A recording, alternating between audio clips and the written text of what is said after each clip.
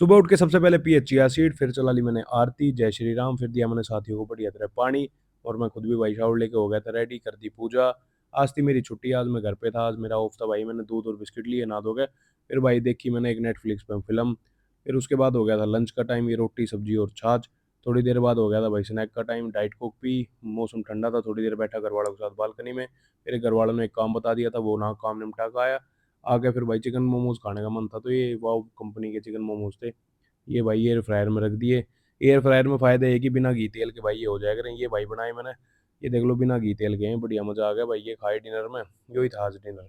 तो उसके बाद फिर चिया सीड्स मेरे खत्म हो गए थे, फिर ये रिफ़िल करे मैंने अपने, फिर उसके बाद दूध और बर्फ़ी लेके हो गए भाई गुड नाइट।